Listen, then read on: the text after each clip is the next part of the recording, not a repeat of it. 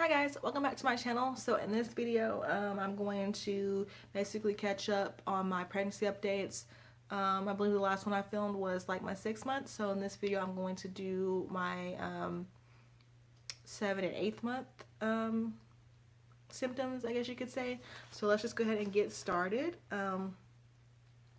So I have here that basically I had more solid movements, like there was less kicking and it was more just kind of like, you know, like sliding, I guess you could say. I don't really know how to explain it better than that. Just, you know, less kicks, more just kind of like rolling and tumbling, I guess you could say. I started to feel like the baby was running out of room. I don't know, I feel like I definitely was bigger this time around, but yeah, I definitely just felt like she was running out of room at this point. With Adrian, I don't think I really started showing till about 6 months. But at this point, I think I'd already been showing it with Imani, like at what, 10 weeks. I feel like people started to notice I was pregnant. So I definitely, I guess I felt like I was running out of room quicker. Spitting, yeah, I did continue to spit. It wasn't like as bad as in the beginning. It's just pretty much, you know, when I'm occupied, I was spitting less. So it started to kind of like lessen a little bit, but it was still there. Like it hadn't gone away yet at this point. And this is 7 months. I don't know if I said that, by the way. My heartburn did start to get a little bit bad. It wasn't too bad at this point. I think it got worse, of course, towards the end. But I did start to have pretty uncomfortable heartburn. And then this is just basically that I was tired, like pretty much. I worked 5 days a week, and so like the first day coming off that 5 days, I would pretty much sleep. I guess just depending on how busy it was over the weekend, would depend on if I slept all day or not. My belly started itching. I guess just, of course, just from the uterus expanding and the skin stretching, I started to feel more itching. My appetite did increase. Sometimes I would have to eat in the middle of the night. Like I would wake up and I couldn't go back to sleep unless I ate something. So increased appetite. Definitely felt like I was getting fatter. Like my legs started to kind of thicken up a little bit. I did have an upset stomach a few times.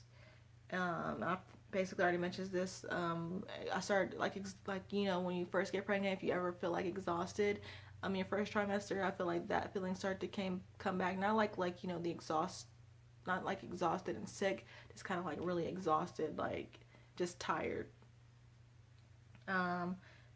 At this point, you know, my iron did start to get kind of low, so I was prescribed it, and I was taking it for a little bit, but towards the end, you know, I couldn't really take it anymore because it started to make me sick. So I was prescribed it, but I couldn't really take it. I started to get soreness around my pubic bone. I guess that's just from the pressure, you know, of her. I don't say moving down yet, but just from the pressure of her in general. And also at this point, I gained a total of 37 pounds, and I can't really tell you why I gained so much weight. I don't want to say it was necessarily everything that I ate, because I feel like I ate the same way with Adrian, but yeah, I just gained a whole bunch of weight this time around. And at this point, she told me to try and only gain 7 more pounds for the rest of the pregnancy, but that I don't believe that happened. I believe that ended up being what, 156. So yeah, that was definitely more than 7 pounds. And she sent me to talk to a nutritionist, and the nutritionist said, and I feel like I mentioned this before, I don't know. I talked to the nutritionist, and the nutritionist didn't really see anything wrong with my diet. She basically just told me to cut out the smoothies I was drinking every day in the morning. Not cut them out, but like I was getting a large, you know, because that's basically my breakfast, and I didn't want to be hungry, you know, within like an hour after drinking it. So I got a large, but she basically just told me to cut it down to a small. And I'll never know if the smoothies were the reason for the weight gain or not, but she gave me that as a tip, but I don't really think that helped. But yeah, I talked to the nutritionist, and that's pretty much it for 7 months. So now for 8 months, basically I was trying to cut my hours at work, because at this point, you know, with Adrian, I was pretty much good the whole pregnancy, but at this point with Imani, like, I just started to feel like I just couldn't do everything I did with Adrian. Like, I don't say like my body breaking down, I couldn't handle working the way I could with Adrian. That's a good way to say it. I couldn't stand for long periods of time. It just started to become difficult. Like I would just kind of have to take breaks every so often, just from all, you know, the weight, you know, on my legs, I guess you could say. I did start to get like insomnia. Like it was just kind of difficult to go to sleep, or if I get woken up in the middle of the night, it would just kind of take forever to go back to sleep. Um, like, you know, my boyfriend, he kind of works late, so if I had already went to sleep at that point and he came home, we have two yippy dogs basically. So they know the car when he comes home, so they'll bark whenever he gets there, and pretty much if I get woken up by them, it was just kind of like, not, it just kind of sucks, but eventually I was able to go back to sleep. It just kind of took a little bit longer than versus when I'm not pregnant, you know. So I did have fatigue, of course. I was still spitting, you know, it definitely wasn't that bad. At this point, I was hoping that it would have already been gone, but I was still spitting. I started to have anxiety about delivery and the health of my baby, which is normal, you know, you just want everything to be okay. You definitely don't want to have any complications.